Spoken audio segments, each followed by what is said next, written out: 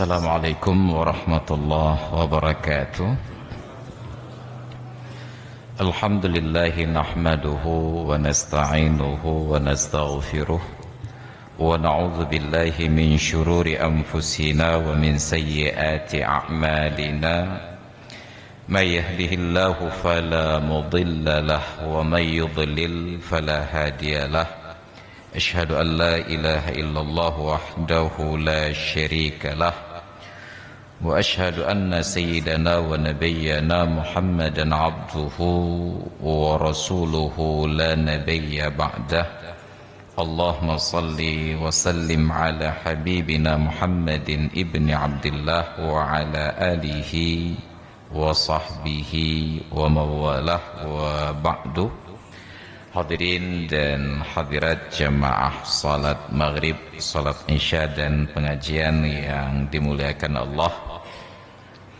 Alhamdulillah dapat berhadir kembali untuk melanjutkan pengajian dan ulangan kita terkait pembahasan fikih, muamalah dan lain sebagainya. Pertemuan yang lalu masih perbandingan antara fadilah-fadilah ibadat yang satu dengan yang lain, dan tentu saja perbandingannya itu yang wajib dengan yang wajib, yang sunat dengan yang sunat, agar perbandingan itu menjadi apple to apple, kata orang kampung saya di Cetkeung. Nah, ada ibadah badan, ada ibadah harta, ada ibadah hati. Dari sisi semua fadilah ibadah, tentu ibadah hati yang paling utama karena di dalamnya terdapat iman. Dari sisi ibadah badan, yang paling utama adalah syahadat. Maka ketika disebutkan salat adalah ibadah badan yang paling utama setelah kalimat tauhid, dan itu dikuatkan oleh hadis Rasulullah sallallahu alaihi wasallam. Beliau menyatakan al-imanu bid'un wa sittuna au bid'un wa sab'una syu'batan. Iman itu 60-an atau 70-an cabang. Fa afdaluha qaulu la ilaha illallah. Yang paling utama dari cabang-cabang iman itu adalah ucapan la ilaha illallah.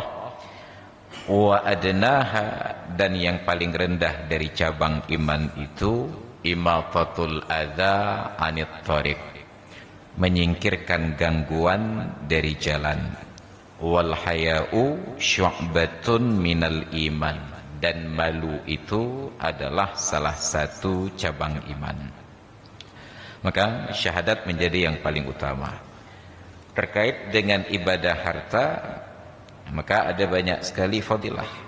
Ada zakat, sedekah, infak, hibah, waqaf, hadiah dan lain sebagainya. Bila dibandingkan yang sunat pada ibadah badan dengan yang sunat pada ibadah harta, tentu ibadah harta yang sunat lebih utama daripada ibadah badan yang sunat. Tapi ibadah badan yang wajib dengan ibadah harta yang wajib lebih utama ibadah badan. Karena orang yang tidak bayar zakat diterima keislamannya, tapi orang yang tidak melaksanakan salat tidak diterima keimanannya. Dijadikan oleh Rasulullah dan oleh Allah Ta'ala salat itu sebagai pembeda antara orang mukmin dan orang kafir.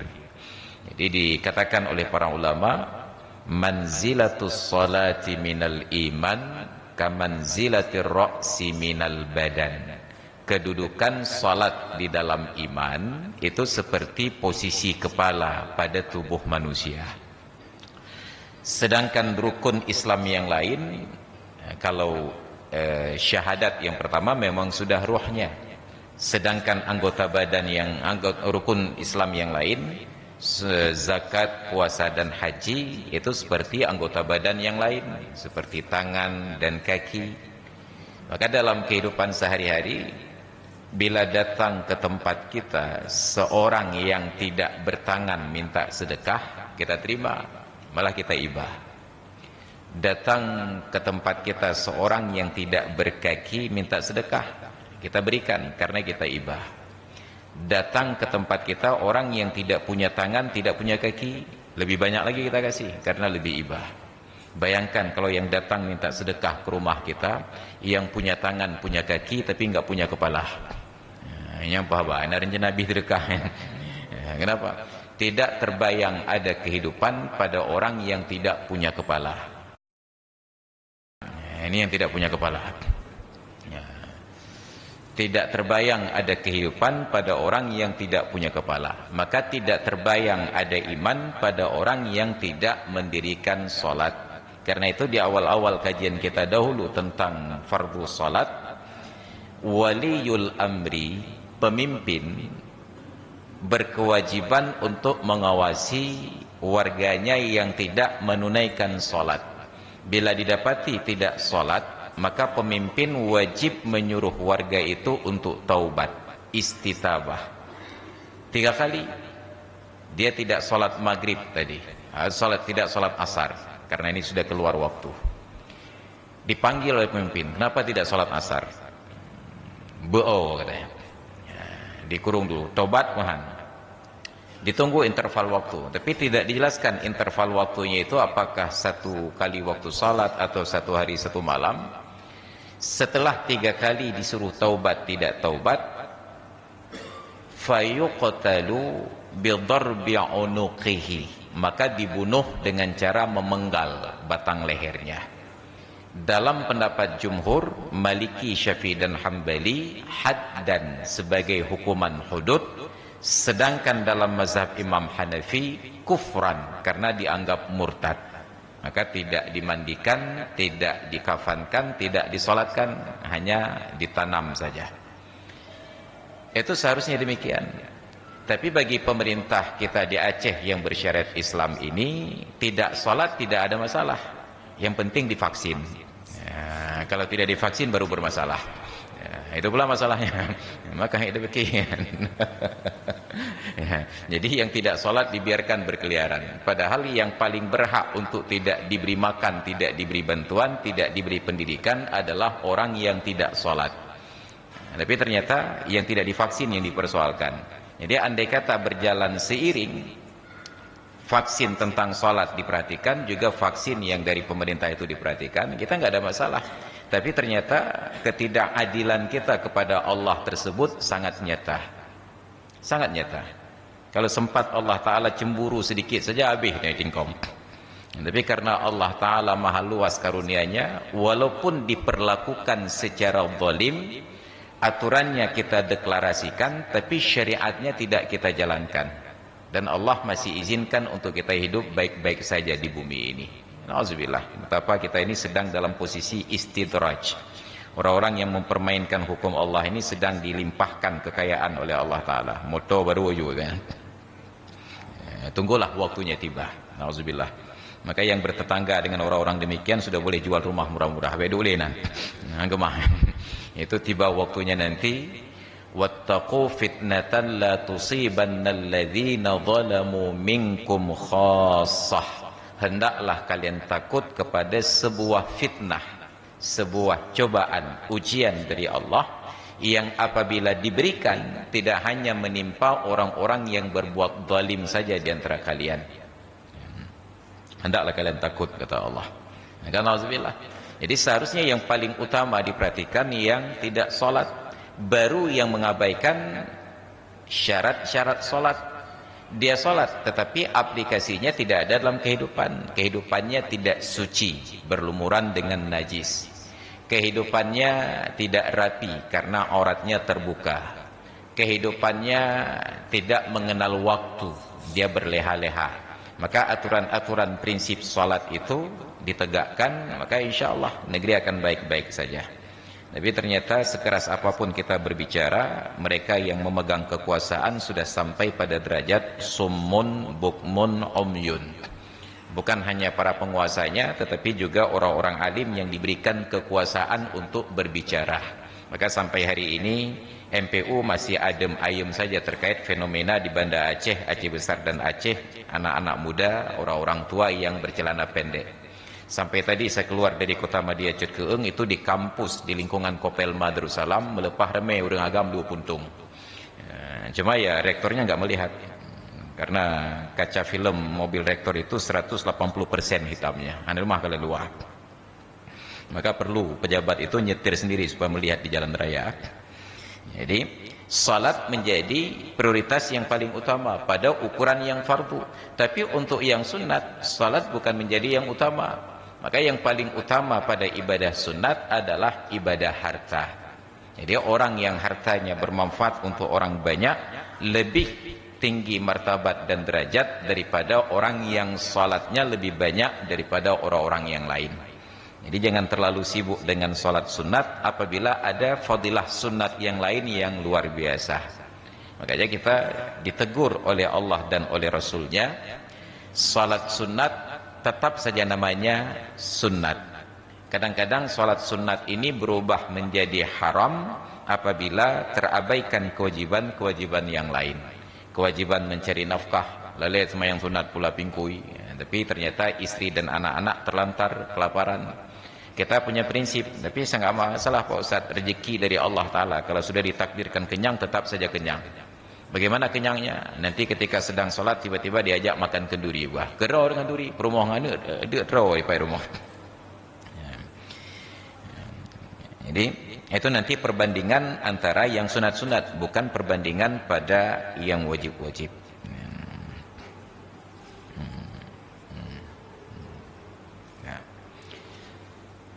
Itu perbandingan fadilah-fadilah tersebut. Baru kembali kepada hukum tentang salat sunat.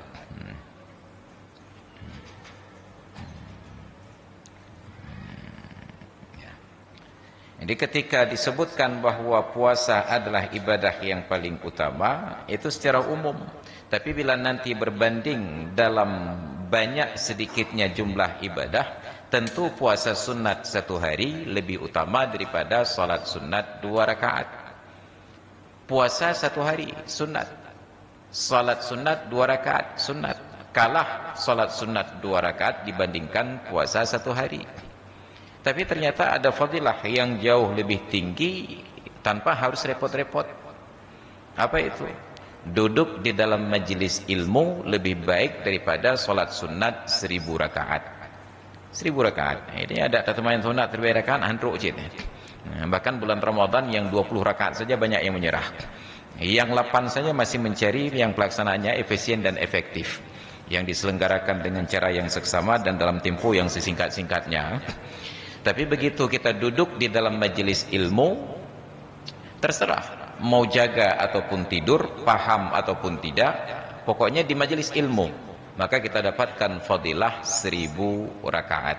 Maka itu yang dipromosi oleh Rasulullah, oleh para sahabat di masa lalu, agar kita senantiasa berada di dalam majelis ilmu, kapanpun dan dimanapun. Asal berpikir tentang istirahat, berpikirlah istirahat kita itu di majelis ilmu. Bahkan sedapat mungkin hiburan kita di dalam kendaraan, daripada mendengar musik yang tidak jelas, kenapa tidak mengulang-ulang majelis ilmu? Oh, enggak ada siaran radionya Pak Ustaz. Ada banyak pilihan sekarang. Di siaran Baitur Rahman itu ada majelis ilmu. Hanya setelah salat subuh, setelah salat duhur, dengan setelah salat maghrib saja. Setelah itu musik semuanya. Ada radio tetangga kita, radioku. Itu ada kajian ilmu. Itu lebih dominan kajian ilmu. Kalaupun ada musik, musiknya lebih kepada nasyid saja. Oh, ternyata lebih intens lagi. Ada kajian ilmu lewat jaringan YouTube. Cuma sekali-kali nanti ada iklan yang aneh-aneh sedikit. Dapat mata hati kok. Berada di majelis ilmu setiap saat. Lalu sampailah kembali pada bab salat sunat tadi. Wa salatun nafli, salat sunat itu kita sudah jelaskan pada kajian yang lalu. Sunat di dalam bahasa Arab, dalam literatur fikih ada beberapa istilah. Ada tatawwu'un, ada mustahabbun, ada naflun, kemudian juga ada sunnatun. Kita lebih dominan menyebutnya sunat. Sunat itu sebenarnya berarti tambahan, nafilah tambahan. Tapi sampai ke Indonesia sunat itu berarti pengurangan. Jadi ketika masuk ke dalam bahasa Indonesia, bantuan pemerintah disunat, itu artinya berkurang. Hanya nama sunat dalam bahasa Indonesia. Padahal dalam bahasa Arab sunat itu bertambah. Ada sholat maghrib 3 rakaat tambah sholat sunat 2 rakaat. Nah, ketika diberikan bantuan, ada bantuan 1 juta disunat tinggal 800.000 rupiah. Ya, maka kalau pada bab bahasa Indonesia sebaiknya jangan pakai sunat, bahaya ada. Nah, salat sunat terbagi 2 kategori.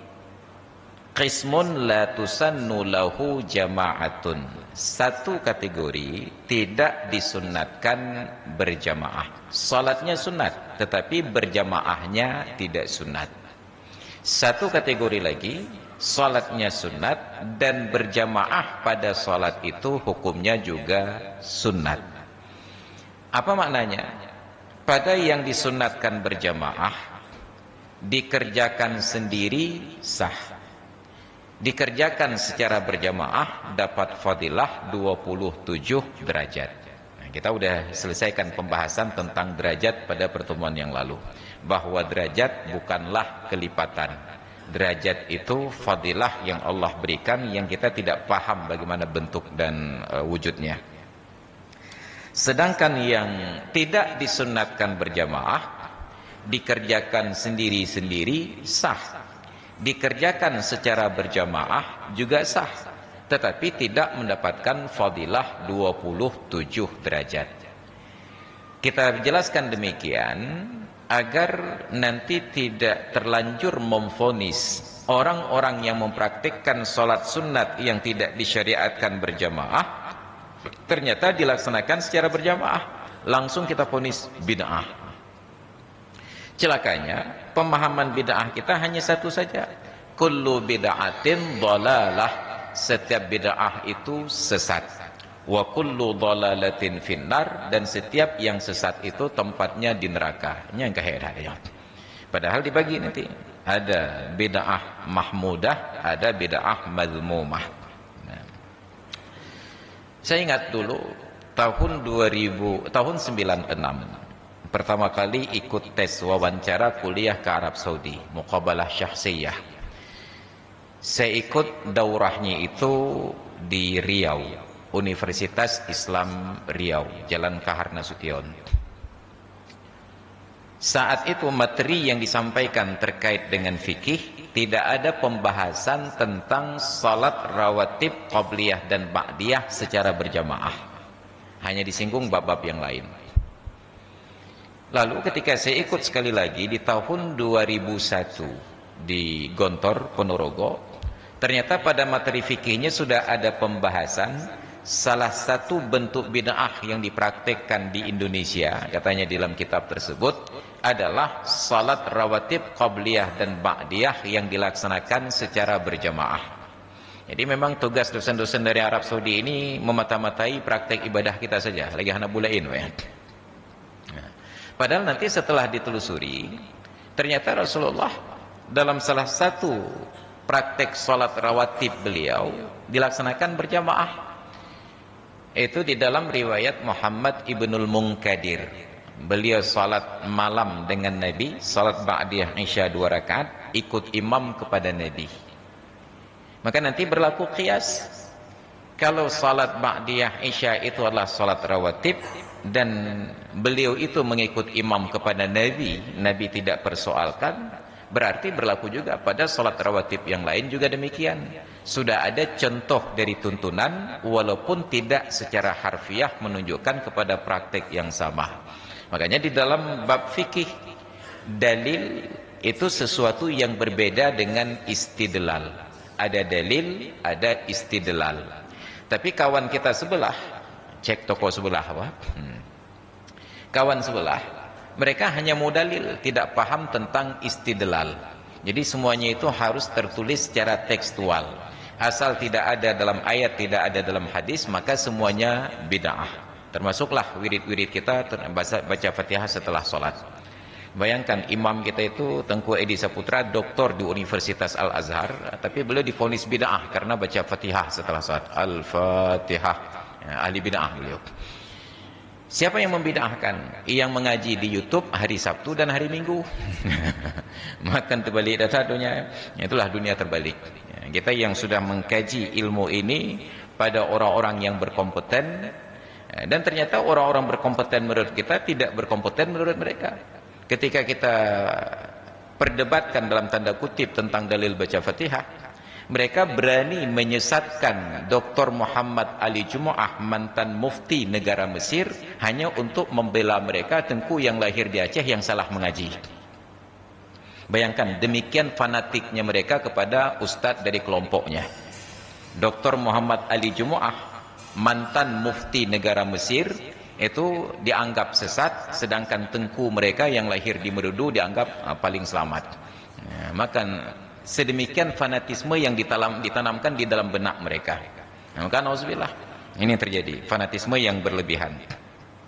Jadi ada dalil dan ada istidlal. Ya. Jadi disunatkan. Ada yang pertama masuk dalam kategori salat sunat yang tidak disyariatkan berjamaah itu adalah salat rawatib, qabliyah dan ba'diyah. Rawatib itu bahasa Arab, bentuk jamak dari kata-kata ratibun. Ratib di dalam bahasa Arab sesuatu yang dipraktekkan secara berulang-ulang pada waktu yang sama. Maka orang yang bekerja diberikan gaji bersifat tetap, apakah harian, bulanan, ataupun mingguan, yang diterima secara tetap itu disebut dengan ratib, gaji. Gaji bulanan disebut dengan ratib syahri. Rawatib berturut-turut pada waktunya. Maka salat fardu 5 waktu itu dinamakan dengan salat rawatib. Yang fardunya, yang mengiringi salat fardu ini dinamakan dengan sunat rawatib. Orang yang menjadi imam salat fardu 5 waktu dinamakan dengan imam rawatib. Zikir yang kita ulang pada waktu yang sama disebut dengan ratib. Maka orang Aceh setelah selesai salat ada zikir, nyampu garuda tengah meratib. Apa makna ratib? Itu zikir yang rutin dipraktikkan pada waktu yang sama. Padahal itu sebenarnya adalah zikir. Para ulama menyebutkan zikir-zikir yang khusus pada waktu yang khusus berulang-ulang itu sebagai wirid. Bentuk jamaknya aurad. Dimulai dengan hamzah, berakhir dengan dal. Aurad. Yang satu lagi disebut aurat. Dimulai dengan ain, berakhir dengan ta marbutah. Aurat. Ada salat rawatib yang mengikuti salat fardu. Disunatkan salat rawatib tersebut lil akhbaris sahihati ats-tsabitati fis sunan, karena ada hadis-hadis yang sahih yang terdapat di dalam kitab-kitab sunan. Kitab-kitab sunan yang dimaksud ada Sunan Abu Dawud, Sunan Nasai, Sunan Ibnu Majah, Sunan Turmuzi. Itu tidak termasuk Sunan Giri, Sunan Bonang, Sunan Ampel. Itu sunan yang berbeda, Pak. Itu Wali Songo. Ini sunan yang dimaksud adalah kitab-kitab sunnah. Apa saja? Dimulai dari salat rawatib yang hampir kita tidak kenal dalam praktek. Arba'u raka'atin qabla asrin. Ada salat rawatib qabliyah asar, 4 rakaat. Hampir tidak pernah kita praktekkan, bahkan hampir tidak pernah kita dengar sebutannya. Sebab bagi kita salat asar itu datang ke masjid langsung takbiratul ihram, salam, selesai. Padahal sebelum salat asar itu ada salat sunat 4 rakaat. Alah, ini dipikir tim sembahyang asam itu enggak ada dua ya. Itu kalau sudah berbicara bab dua itu sudah bab lain. Ini tentang orang yang ingin melaksanakan ibadah tambahan. Maka sebelum asar itu ada salat sunat 4 rakaat. Ada dalilnya? Ada. Berdasarkan hadis, kata Nabi, Rahimallahu ra'an shalla qabla al-'asri arba'an. Semoga Allah merahmati seseorang yang mengerjakan salat sebelum asar 4 rakaat. Semoga Allah Ta'ala merahmati seseorang yang mengerjakan salat sebelum asar 4 rakaat. Ditanya, apa fadilahnya Tengku? Fadilahnya dirahmati oleh Allah. Nyan sagai. Nyan sagai. Seolah-olah rahmat Allah Ta'ala itu terlalu sepele bagi kita. Padahal rahmat Allah Ta'ala itu sesuatu yang sangat mahal. Makanya kita umat Islam ini diutus oleh Allah untuk mendoakan rahmat kepada sesama. Wa ma arsalnaka illa rahmatan lil alamin. Tidaklah kami mengutusmu wahai Muhammad kecuali untuk menjadi rahmat bagi sekalian alam. Maka dilarang kita umat Islam untuk melaknat kecuali perkara-perkara yang memang sudah tetap hukumnya di dalam neraka. Siapa yang dilaknat? Iblis, laknatullah. Siapa yang dilaknat? Abu Lahab, karena sudah tersebut namanya itu kekal di dalam neraka. Tabbat yada Abi Lahab. Tapi adapun orang yang berbuat maksiat hari ini tidak boleh dilaknat, karena kita tidak diutus menjadi tukang laknat. Kita diutus untuk menyeru kepada rahmat. Sedangkan laknat artinya at-tardu minar rahmah, mengusir orang dari kasih sayang Allah Ta'ala. Maka tidak boleh melaknat binatang, tidak boleh melaknat orang, kecuali orang yang sudah terbukti matinya itu di dalam keadaan kafir, kecuali praktek-praktek dan i'tikad-i'tikad yang keliru. Tidak boleh melaknat orang per orang, karena kita tidak pernah tahu kesudahan dari kehidupan orang tersebut baik atau buruk. Maka kita selalu dianjurkan untuk berdoa rahmat, kasih sayang. Rahimallahu ra'an shalla qabla al-'asri arba'an. Semoga Allah Ta'ala merahmati seseorang yang mengerjakan salat sebelum asar 4 rakaat. Nah, 4 rakaat ini ketentuannya walahu jam'uha bi ihramin wahidin. Boleh 4 rakaat itu sekali takbiratul ihram. Usalli sunnatal asri 4 rakaatin lillahi ta'ala. Aku niat salat sunnat asar 4 rakaat karena Allah Ta'ala. Itu bukan niat, itu lafaz niat. Yang niatnya bagaimana? Niatnya begini. Nah, begitu niat. Berarti pegahnya usallinya bid'ah.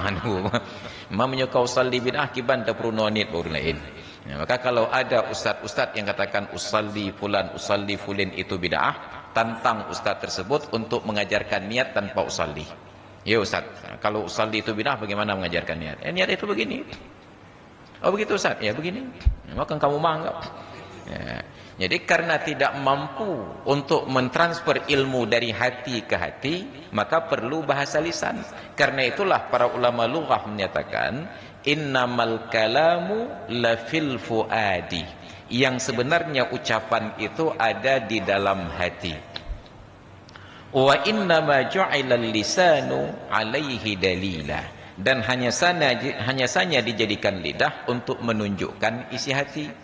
Maka kalau ada orang kalimat meluncur dari lidahnya karena merasa ada yang tersakiti, lalu minta maaf dengan pernyataan, minta maaf Pak, saya ngomong nggak sampai ke hati, patut dipertanyakan, tengah melempau atau sedang mengigau.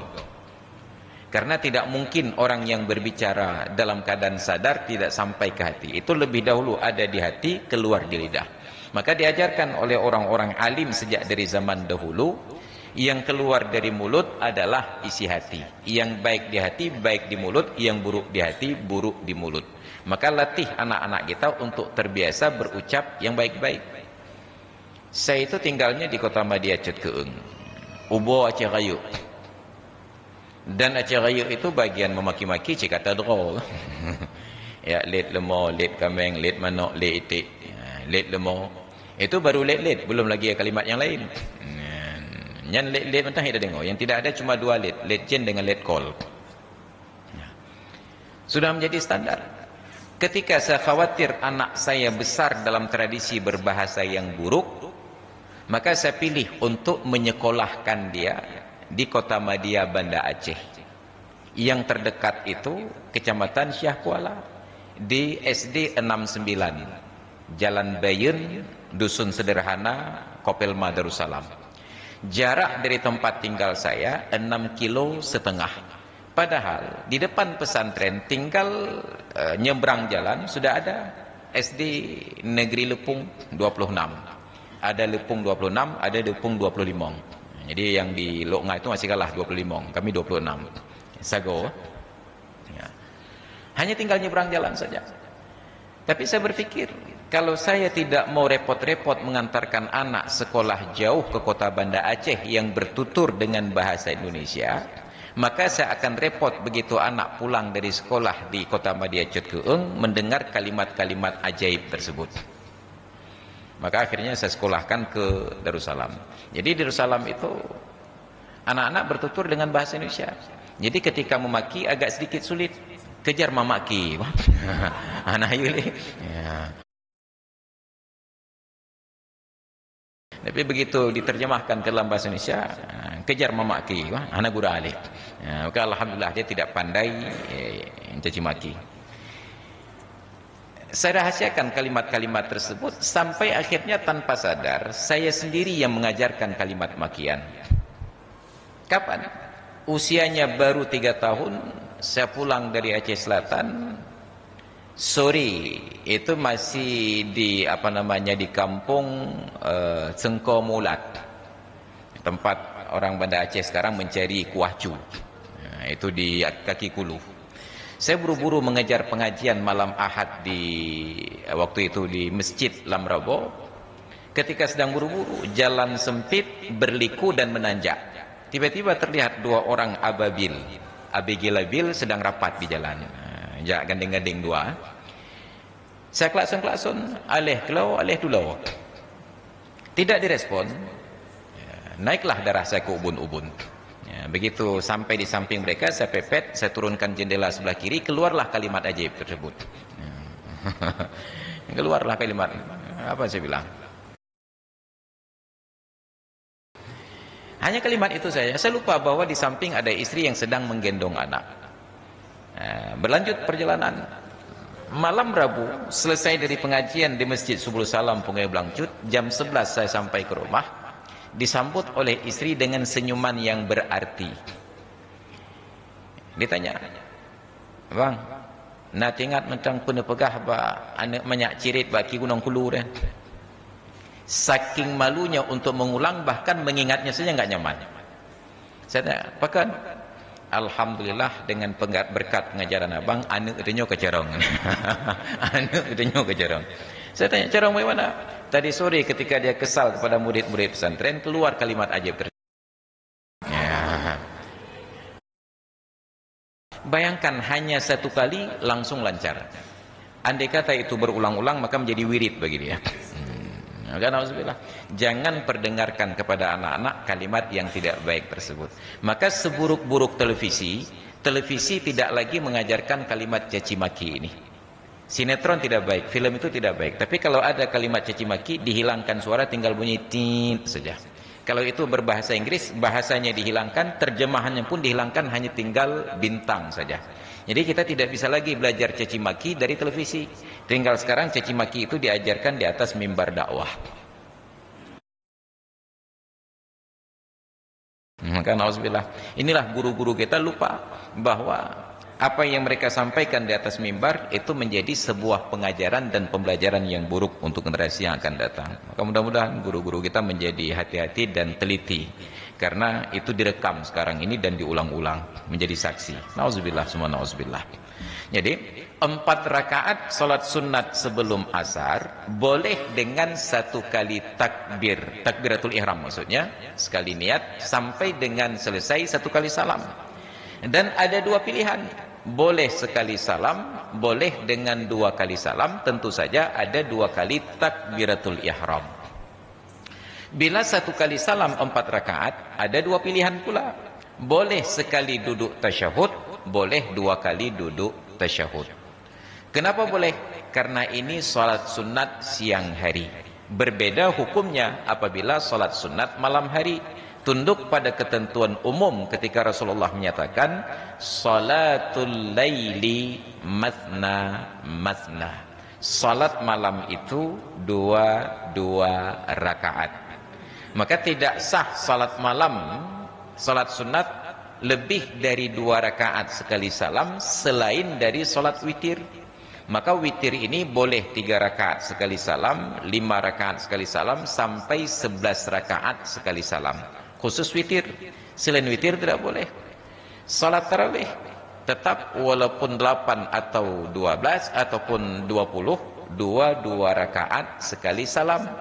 Kalau sudah prakteknya 4 rakaat sekali salam, itu hanya diterima di dalam mazhab Imam Hanafi, An-Nu'man bin Thabit. Maka dulu suatu ketika saya ikut dalam rombongan tim safari Ramadan pemerintah Aceh ke Aceh Selatan. Yang jadi kepala rombongan almarhum Pak Zulkifli Hasan. Jadi dapat tugas kami di Masjid Teluk Bengkuang. Di Aceh Selatan itu banyak yang sholat tarawih 8 rakaat, 2 kali salam. Jadi di masjid itu yang bertugas saya dengan Abu Mekah. Jadi Abu Mekah dengan anak Abu Madinah. Oleh ketua rombongan almarhum Pak Zulkifli Hasan mempersilahkan Abu Mekah untuk menjadi imam. Beliau menolak. Kata beliau, saya Pak ikut imam 4-4 enggak masalah, tapi kalau jadi imam 4-4 itu bermasalah, kata beliau. Jadi biar orang lain saja jadi imam, saya ikut saja, kata beliau. Jadi akhirnya sudahlah, saya jadi imam 4-4-3. Nah, karena yang membolehkan 4-4-3 hanya mazhab Imam Hanafi, maka saya praktekkan mulai dari pola berwudu sampai yang membatalkan sholat itu dengan mazhab Imam Hanafi. Maka dulu di Banda Aceh, di Masjid Al-Ma'mur Lamprit, itu polanya 4-4-3. Enak kali sholat tarawih sana. Lehego salim habis. 4-4-3. 2012 Ramadan, saya dengan tim safari Ramadan Kota Banda Aceh bertugas di masjid tersebut. Waktu itu yang jadi wali kota almarhum Pak Mawardi Nurdin, Allah maghfir lahu, dengan Ibu Eliza sebagai wakil. Tarawihnya 4-4-3. Itu pertama kali saya salat tarawih di tempat tersebut. Begitu selesai, saat ramah-tamah, maklumlah itu tahun politik sedang kampanye, saya duduk bersandar di mimbar. Maju Ibu Eliza dari belakang ke depan, sambil dia turun duduk di samping saya. Beliau bertanya, Ustaz, kiban lewannya sembahyang put-put leh? Beliau bertanya ke saya. Saya jawab, Bu, nanggro-nanggro yang je kerajaan, kepu tanya boleh. Artinya ini wilayah Anda, yang penguasanya Anda, untuk apa tanya ke saya? Oh, benar Ustaznya. Saya jawabnya. Berjalanlah pemilu, terpilihlah beliau dengan almarhum Pak Mawardi Nurdin sebagai wali kota periode berikutnya. Ramadan 2013, safari Ramadan lagi ke tempat tersebut, dan saya lagi jadi penceramahnya. Saya tidak singgung-singgung tentang khilafiyah, hanya berceramah saja sesuai dengan tugas pokok dan fungsi. Begitu saya turun dari mimbar, langsung diumumkan oleh BKM, waktu itu Pak Jamil Ibrahim, kata beliau, mulai malam ini salat tarawih di Masjid Al-Ma'mur Lamprit tetap 8 rakaat, tetapi dengan 2 rakaat sekali salam. Alhamdulillah. Maka mulailah 2-2. Dari dulunya 4-4-3, formasi Arsenal berubah menjadi 2-2 yang Real Madrid. Ya, maka berubah. Jadi kalau 4-4-3 itu hanya komunitas terbatas yang bisa mengerjakan, yang bermazhab Hanafi. Tapi kalau sudah 2 rakaat sekali salam, sekalipun hanya 8 rakaat, semua boleh ikut. Yang 20 boleh ikut, yang 8 apalagi. Maka yang harus kita ingatkan kepada kawan-kawan yang sholat tarawih 8, kalau hanya 8 itu sangat terbatas. Tapi dalam 20 ada banyak variabel 8. 1 sampai 8 jika 8. 3 sampai 10 juga 8. 5 sampai 12 8 cit. Dari 11 sampai dengan 20 8 cit. Tapi entah kenapa kawan-kawan yang salat tarawih 8 hanya tahu 1 sampai 8. Enggak ada yang salat tarawih itu dari rakaat 13 sampai rakaat 20. Padahal dengan tarawih 20 lebih fleksibel. Makanya panitia masjid nanti bulan Ramadan umumkan, kita tarawih malam ini 20 rakaat. Bagi kawan-kawan yang salat tarawih 8 mau ngopi dulu silahkan pulang. Wah, nanti sampai rakaat ke-10 kami umumkan. Nyo ke 10 rakaat. Boh. Yang kena tarawih 8 jak masjid. Selesai. Ya, cuma masalahnya kita bukan ingin selesai khilafiyah. Kita ingin menunjukkan identitas. Ika mau 8, waknya 20. Ini persoalan kita. Jadi bukan ingin kebersamaan. Jadi 4 rakaat sekali salam, baik dengan 2 kali tahiyat atau dengan 1 kali tahiyat, itu dimungkinkan pada solat sunat siang hari. Adapun yang malam, tunduk pada aturan tadi, salatul laili masna masna. Salat malam 2 rakaat. Nah. Wa arba'un qabla dhuhrin wa arba'un ba'dahu. Kemudian ada salat rawatib lagi, 4 rakaat sebelum zuhur dan 4 rakaat setelah salat zuhur. Yang rutin kita kerjakan 2 rakaat sebelum, 2 rakaat sesudah. Kenapa? Karena yang 4 sebelum dan 4 sesudah ini terbagi 2. Ada 2 rakaat yang sunat muakkad, ada 2 rakaat yang ghairu muakkad. Kita hanya mencari yang muakkad saja. Makanya ada 2 rakaat sebelum dan 2 rakaat sesudah. Itu pun kalau salatnya di masjid. Kalau di rumah selesai. Di rumah semayang panina cerita qabliyah ba'diyah ya. Bai'an azan muqammatan. Langsung Allahu Akbar, begitu salam geretuk dikasih semayang berangkat. Maka lebih bagus kita salat di masjid. Kenapa? Terbawa oleh suasana untuk salat sunat. Bukan karena riya. Coba tanyakan kepada kita yang hadir di sini tadi, setelah salat maghrib salat sunat 2 rakaat. Nyan pementangna terserihlah hati karena ada yang lihat. Tidak. Terbawa oleh suasana, maka kita salat sunat. Tapi kalau salat di rumah, kalaupun ada keinginan, muncul godaan. Nah, kenapa? Ada siaran televisi, kemudian ada pertanyaan dari istri, ataupun nanti istri minta jabat tangan, kacipiki, itu nama yang lain. Ya. Jadi ada fadilah-fadilah yang lain. Tapi ketika kita sholat di masjid, rasanya malu hati kalau tidak sholat rawatib. Tang-tang cilage bu'on hanya, meyibri. Ya. Nah, maka itu fadilah di masjid. Nah, pertanyaannya, apa bedanya yang muakkad dengan ghairu muakkad? Kata para ulama, yang muakkad ini adalah salat-salat sunat atau ibadah-ibadah sunat yang oleh Nabi tidak pernah ditinggalkan kecuali karena ada uzur. Sedangkan yang ghairu muakkad, baik ada uzur ataupun tidak ada uzur, Nabi suka-suka. Puput, hai kekecan. Nah, maka dibedakan nanti antara yang muakkad dengan ghairu muakkad.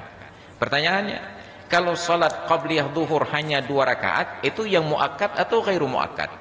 Dengan sendirinya masuk kepada yang muakkad.